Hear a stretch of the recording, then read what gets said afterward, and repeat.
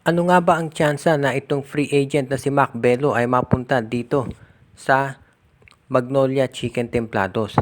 Alam natin na si Mac Bello ay kinokonsidera na isa doon sa mga top players ng PBA dati, pero nagkaroon ito ng mga injuries at yan ang dahilan kung bakit medyo bumaba yung kanyang mga numero at hindi na siya naging kasing husay nung dati. At ang nangyari nga, of course, ay ito'y naglalaro na ngayon dito sa MPBL.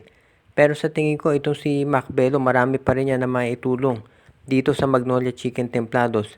At yan ang dahilan kung bakit siya ay pwede nilang kunin talaga at magamit naman. Kahit na maging backup, pwede itong si Mac Bello. Kaya sa tingin ko, hindi magsisisi Magnolia kung kukunin nila yan. Sa ngayon kasi may mga balita na itong Magnolia ay ite-trade itong si Calvin Abueva at si Rom De La Rosa. Iyan ang mga small forward nila. So kung mawawala itong si Abueva, pwede nilang kunin itong si Mac Bello at siya ang gawing small forward kapalitan itong si Rom De La Rosa. Or kung matitrade din itong si Rom De La Rosa at si Abueva, itong si Mac Bello pwede nilang gamitin yung small forward kasama kung sino man ang makukuha nila na additional wingman. Kaya sa tingin ko magiging magandang sabihin na nating strategy ito ng Magnolia. Dahil wala namang masyadong risk kung kukunin nila si Mac Bello. Pwede nilang bigyan yan ng isang one conference contract katulad ng ginawa ng Hinebra dito kay David Morel.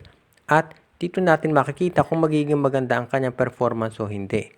Kapag naging maganda ang performance nito si Mac Bello, pwede nilang i-extend yung contract na ibibigay sa kanya. Hindi naman magiging issue yan.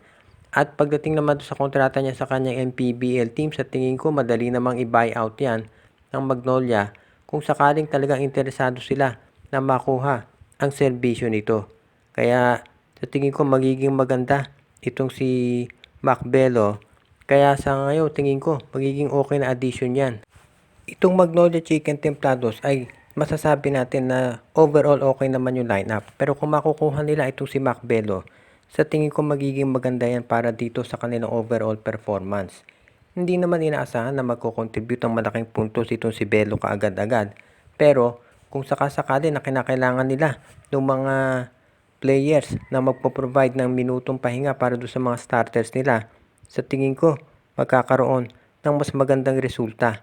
Kaya sa tingin ko yan ang magandang mangyayari kung sakasakali na kukunin nila itong si Mac Bello. Dahil sa ngayon pwede rin nating masabi na itong lineup ng Magnolia Chicken Templados ay isa doon sa mga powerhouse teams ngayon. Itong si Mac Bello, dagdag na piraso yan na magagamit nitong si Coach Chito Victolero.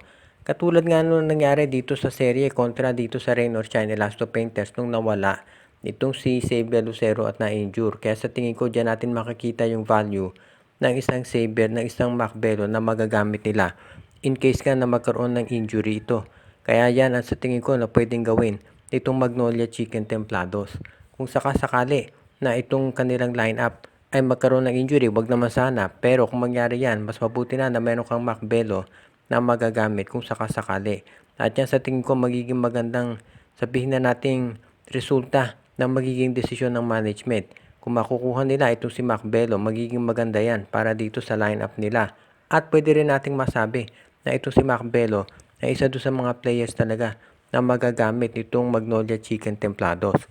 Kung sakasakali na ito si Mac Bello ay makatulong dito sa kanilang lineup, ay pwede nilang pahabain yung kontrata na ibibigay dito. Dahil yan naman talaga ang kinakailangan nitong Magnolia Chicken Templados. Kaya sa tingin ko okay na kunin nila si Bello ngayon sa ngayon.